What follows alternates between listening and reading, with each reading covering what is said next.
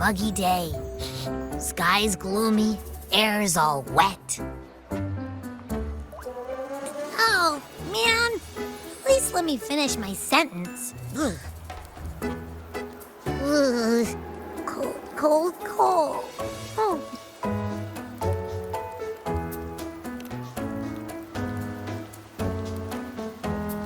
All right.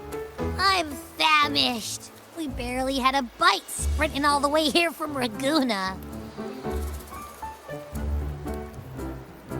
Whoa! Pinch me! This is a feast and a half!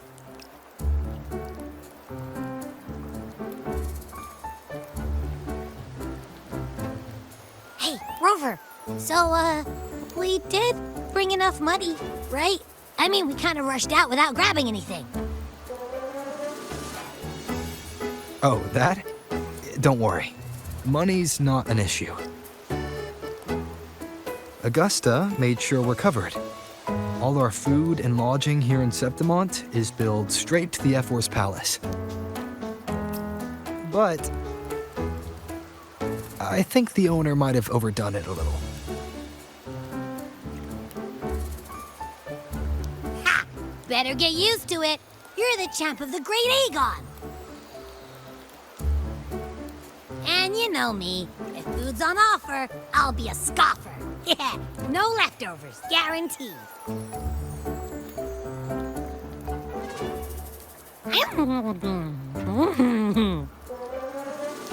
Free stay, free meal. The Zephyr really knows how to treat guests. Maybe we should, you know, hang around a bit longer.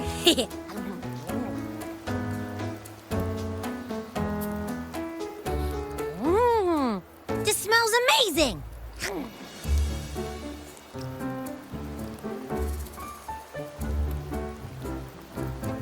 Abby, what do you think Imperator wants me to find? If Cardathea's right, the last clues should be somewhere on the Sanguis Plateaus.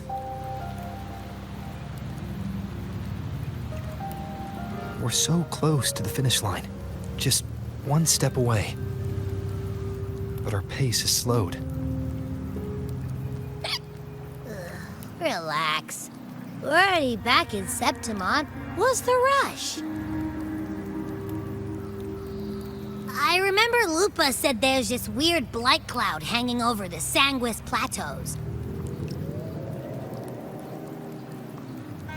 And when the high tide, or whatever, rolls around, all the gladiators go there to hunt tacit discords.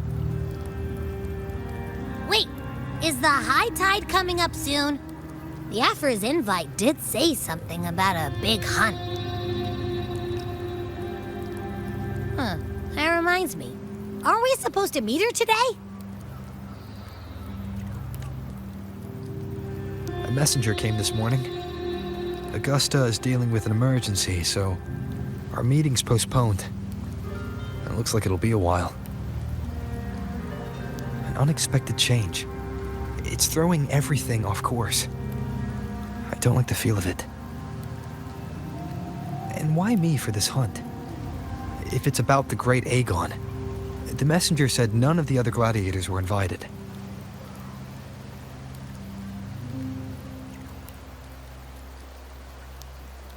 Who knows?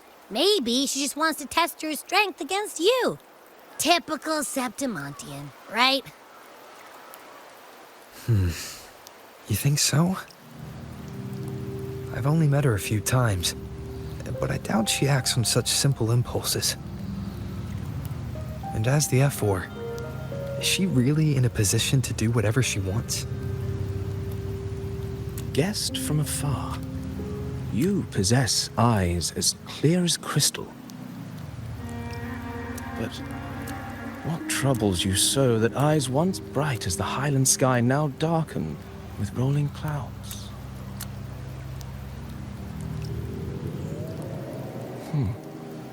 A warrior who walks the blade's edge does not falter over trifles. The clouds, if I may guess, are cast from the throne. At the peak of Capitolini Hill, beneath the pale walls of the Ephes Palace, secrets lie buried. And the most intricate among them are those born from the pursuit of power. Even one as honorable as the Epher must learn when to be ruthless. In Septimont, a city forged in iron and blood, anyone who seeks the throne without knowing the cost is no better than a lamb marching to the butcher's knife.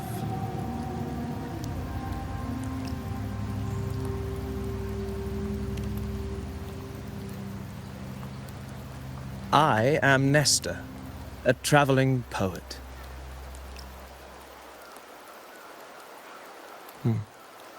The rains in Septimont never seem eager to leave this season. So then.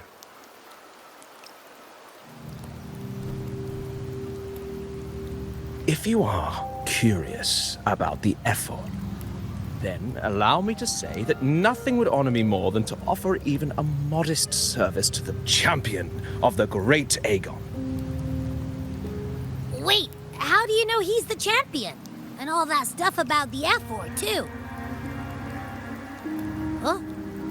Your eyes. Were we talking too loud?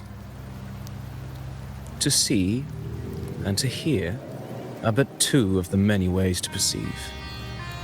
Trusting the senses is a habit, a natural expedience, but not the only option.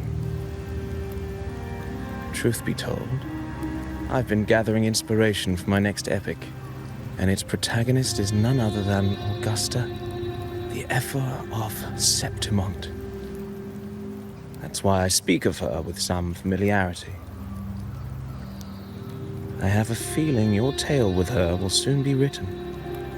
And knowing more about those who walk alongside you is rarely without its benefits.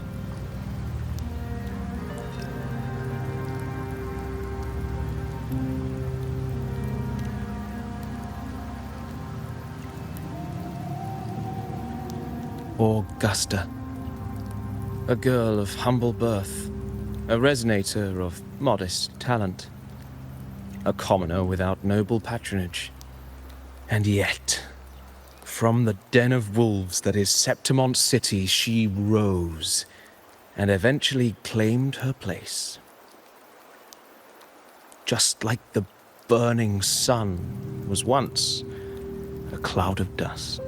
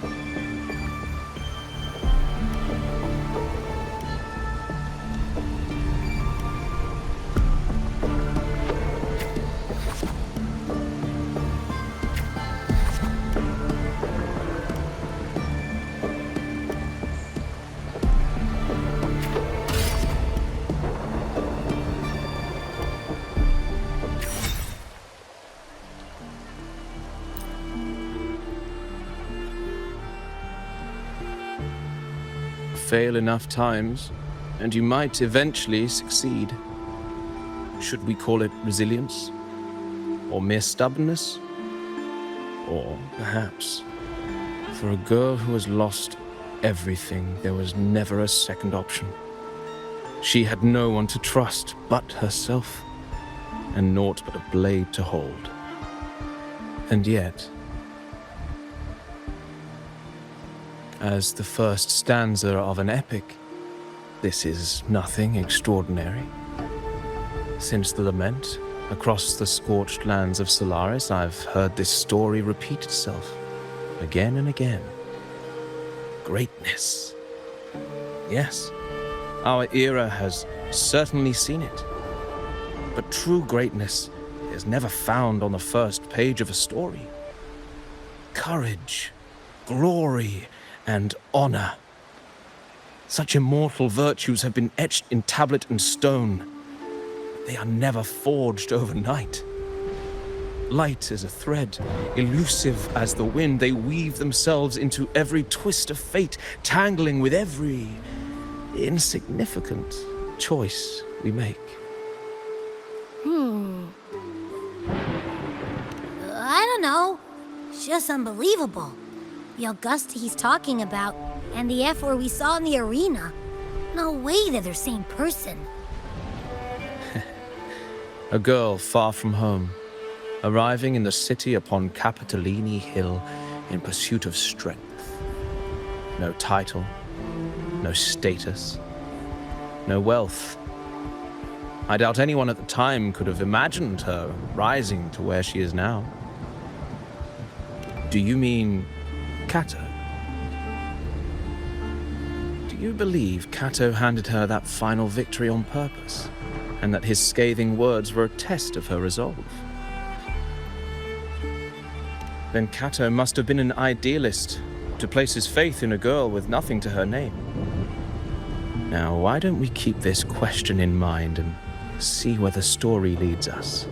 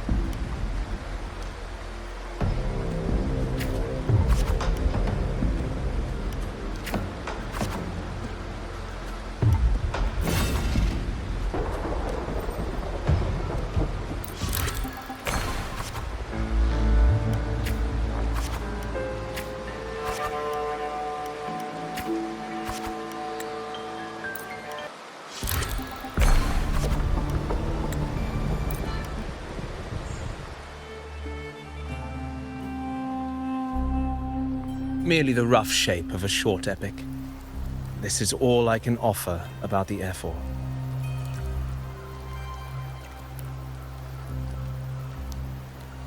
Now, as a listener, what do you make of my narration?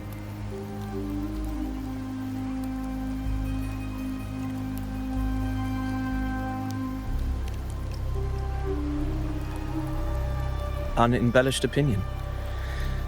I appreciate your honesty. If the tale is bland, then perhaps my heart hasn't yet aligned with her noble soul. May the ever-burning sun cast away my doubts and wake my dusty mind from its slumber. But putting uninspired rhetoric aside, I still have one thing to confess. That is, through my words, your knowledge of the F4 remains, at best, incomplete. Poetry can only offer a glimpse of the true story, the reality of people, events, and things slips beyond the grasp of words.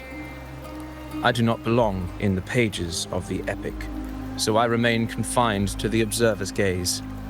I can imagine events and emotions unfold, but I cannot truly recreate them. Here's some advice for you, though I hesitate to call it such. If you want the truth of a story, step into it. Become part of it. The opportunity stands before you now. As I've said, the tale between you and Augusta, the hero of Septimont, is only now turning its next page.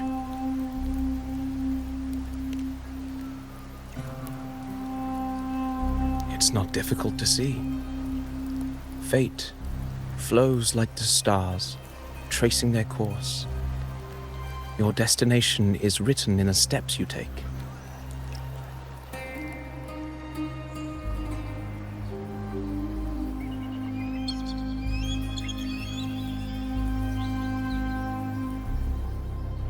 The rain is passing. I hear it ceasing its symphony upon the earth. It is time for farewells.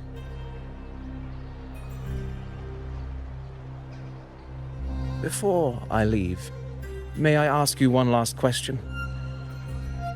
What is it that has lifted Augusta to the seat of power? What is it that makes a ruler?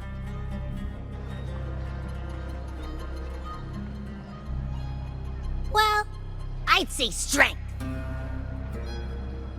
Let's be real. There's no way Augusta could have passed those trials without strength. Rover, what do you think?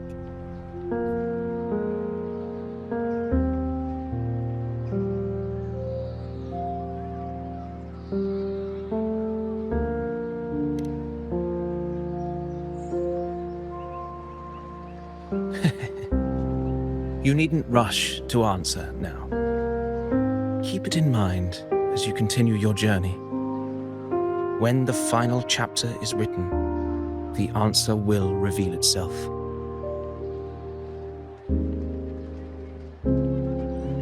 Farewell, my friend. Our paths crossed by fate and by chance. Soon, after this brief encounter, everything about me will be gone with the wind. But you, your epic continues.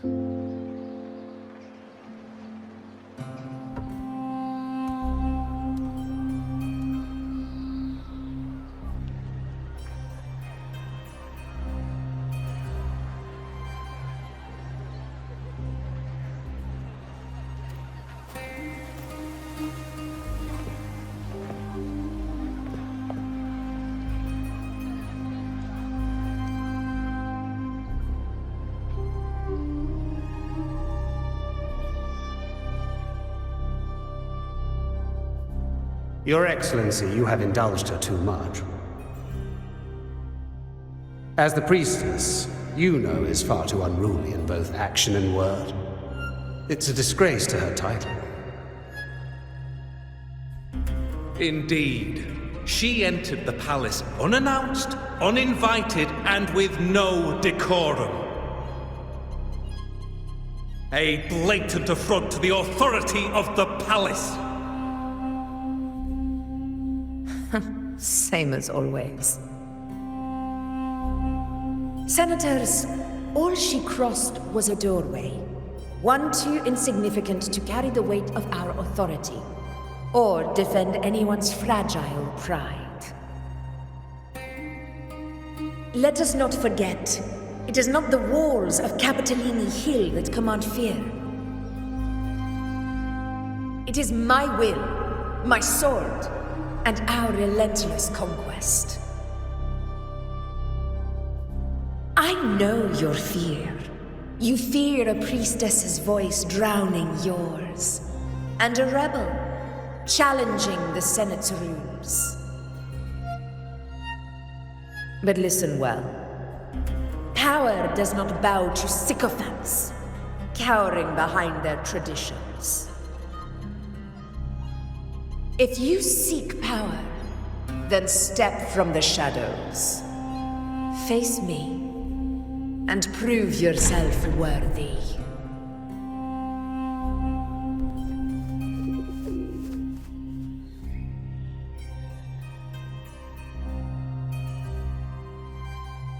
Took you long enough, Augusta. Handling the senators takes time. You know that. Well, to keep our esteemed priestess from waiting, maybe next time I'll just leave them to their own devices. I'll make sure they record every detail of your feat, and relay it word for word to Grandmother Lilibet. Priestess Iuno, unruly behavior, left Tetragon Temple without permission, and trespassed into the Ephor's palace. I wonder, who will lose it first? Lilibet or you? Let those old foxes report me all they want. If they step into the tetragon left foot first, I'll shoot the left. Right foot first, I'll shoot the right. Hey, I'm with you on that one. The Senate should be reminded now and then that the Tetragon's kindness is not a reason to take Priestess Yuno lightly.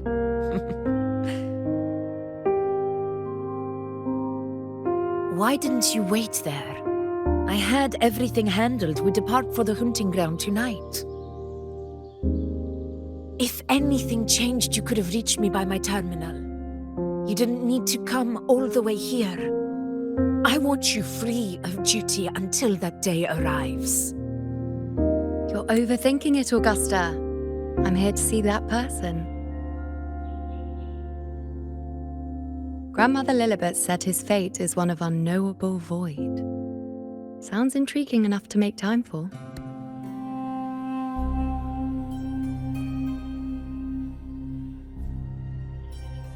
So that's it? Too bad. The ship from Laguna won't dock until tomorrow morning, and we'll be gone by then. Ugh, what a hassle. Patience, you know. The warrior has accepted the invitation. So, you'll have plenty of time to meet during the hunt.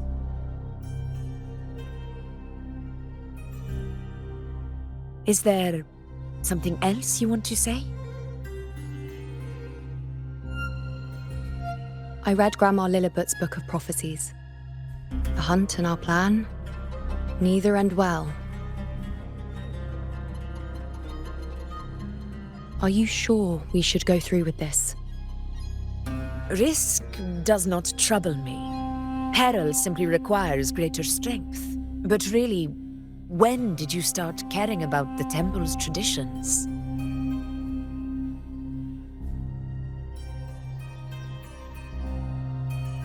O ye faithless of Septimont, the divinity is enraged.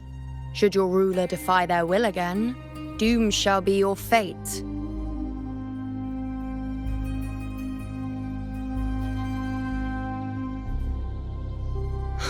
Lately, I've been hearing murmurs from the nobles again about the ancient prophecy from Raguna. I will admit, those words once carried weight. But when our ancestors crossed the waters and climbed these hills, Raguna's divinity didn't get a seat on the ship. And the priestesses all said the prophecy was incomplete. Only the hero of heroes, wielding extraordinary power, risen from the dark tides, shall bring eternity to Septimont. Then shall the waters quiet, the tempest still, and glory return with the blood of the old king. Do not forget, this is the other half of the prophecy.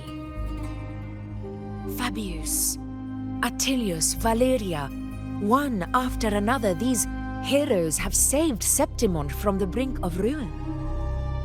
As long as a hero stands, no disaster can break this eternal city. What if this time is different? What if ruin is our fate? Then I will sever that fate with my blade.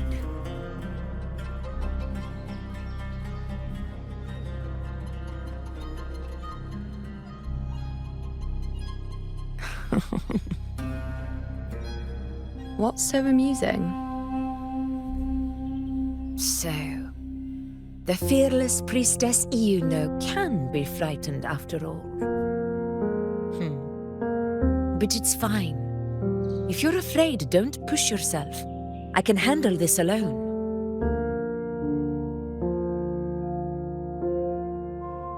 Most revered priestess, wait for me in the temple.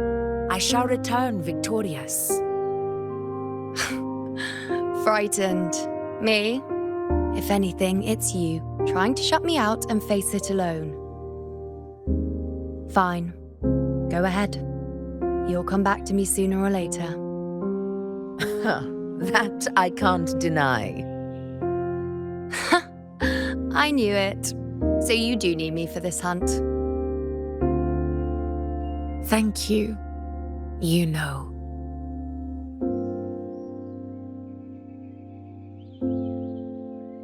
Why are you saying this?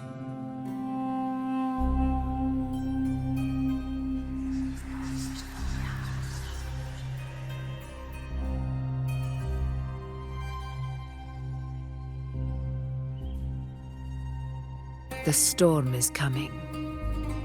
Come, you know, my friend.